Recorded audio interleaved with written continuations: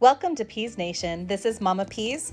I thought a video about how we finished our garden would be a good idea, with a little bit of a note about how we finished off our what I call our overkill tomato trellis, and also just a few pictures about how we installed our irrigation system, though I likely will do a video about this in the future because I don't think this quite includes enough detail for my taste. So with that said, let's go ahead and show you the rest of our garden. Okay, we're just working on bracing our trellis, and I just wanted to talk about these little cross braces I put here. These are not necessary, but they do help with preventing these long boards from twisting or bending or warping. And it kind of keeps it in a nice sturdy line all the way through and makes it nice and easy for me to put my slats on, and they can be the same size all the way down, and I don't worry about them looking wonky. That's right, I said it, folks, wonky. So I just figured out how much I needed, how much each of the spaces were supposed to be. I cut it to those lengths. So these are supposed to be, let's see, this is a 36 inch width, and each of these are 1.5 inches.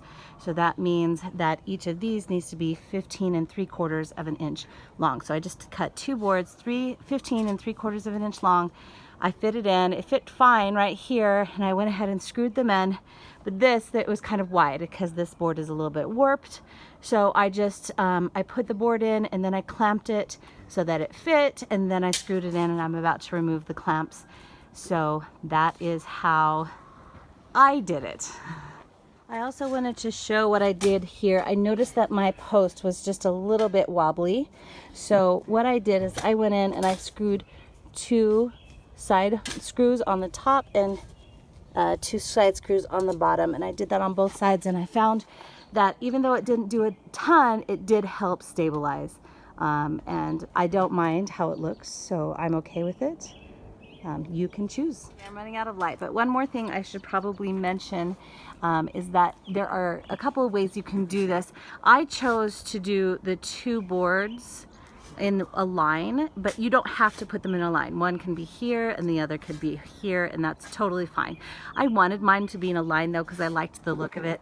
I thought it made it look more symmetrical, and it kind of matched the plan that I am doing here. So the way that you can do that, at least the way that I did it, is I basically, the regular screws, I just screw in to the ends, and that's what I did on this board. I screwed in from both ends, from the far side and then from here, but that means that I have nowhere to screw in the edge of this board, so I just screwed it in diagonally. Now it's important that you make sure you use a pilot hole so that you don't split your board, and it worked just fine. And you just do about a 45-degree angle. I did up on the top and also on the bottom, which you can't see because of the shadow, and that's what I did. It's a little bit skiwampus, and you could do a better job of making it completely straight, but it's good enough for me. You may have also noticed that my line is not completely straight here. This is easily corrected using a square in order to be able to get that to fix, but it will hold with it being like this. It'll just hold a little bit better if it was straight, so just so you know. So this is our finished product. I think it looks great, and I'm really excited to move on to the next box because I have plans for it. Okay, just getting ready for our arch that we're putting in with the cattle panel over there. So we put our stakes in and leveled them the best we could. We measured them about 2 inches from the edge of the garden box, and as you can see, it's not perfect, but I'm okay with that. And then we're gonna fill it in we're going to fill it in soon. As you can see, I did not get a video recorded of the installation of our next box, but you can see how great the cattle panel arch looks in that box and over the walkway. That way I can grow vines up that trellis and utilize that space that's in between those two boxes. Okay, so just a little bit of an update. We realized that any of our boxes that are longer than about 8 feet have a tendency to bow slightly out. So we decided anything above 8 feet needs to be braced. So we've included this brace. This is our 140-inch box. This is our 12-foot box, and we're gonna dig that out in the middle and put a brace in. And I just did 2x6 because I had some leftover ones, and then a cross beam that fits tightly. And the way that I screwed it in was just screwed it into the sides, and then I did a pocket door, one of these screws that go diagonally. The problem is I realized that I can't reach underneath because I didn't install this before I put in the garden box, so I have to go out and buy some 4-inch screws to go 3 inches across plus an inch into that board in order for me to be able to finish that properly. So that's the update. Now you know. As you can see, we have not done enough videos for this portion of our project.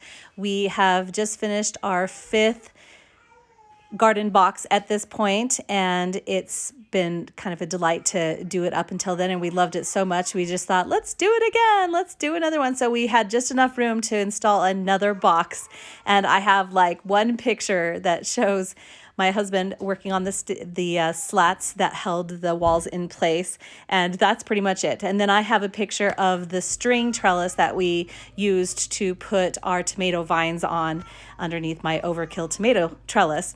Next, you will see some of the pictures of the irrigation that we worked out underneath the ground. We just used PVC pipe and used some sprinkler connections to pipe some water to the different garden boxes, which I will probably do another video of in the future. Of course, I said that already. I was really pleased with how this project turned out. It's really funny that we only planned on making those first 3 garden boxes, the one that makes the L shape, and we just thought it looked so great. We continued, and then we added that Overkill garden trellis, and it just added such a beautiful architectural dimension to that area of our yard that we just wanted to continue and do everything we could to make it look even better. Every few layers or so, we would till the soil and the aeration and the compost all together. And so this is just a video of the last layer of the last portion of the last box that we were doing, and after this we were finished, and we got to finish planting the garden and enjoy the fruits of our labor, and we have been able to enjoy that for a while now. We are doing the last tilling of the last garden box on the last layer, so we can finally plant all of our garden, pick up all the water, and start growing stuff. Here it is, May 19th. Looking good, sweetheart.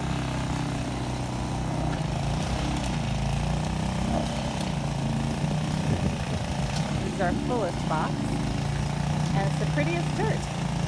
Oh, the only change I made with this one is I used the grow box formula for all of it instead of just part of it, and then I used peat moss instead of hay for one of the layers.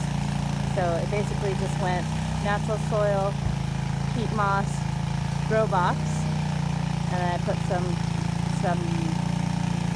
fertilizer in there, and then we did natural soil, peat moss, grow box, and then natural soil and grow box formula, and then fertilizer, and that's all we did. It's gonna be awesome. Thank you for joining us. If you liked what you saw, please hit that like button and subscribe to our channel. I want to do some more of these videos, and I find it kind of fun to do projects around the house, and I thought I'd bring you guys along with me.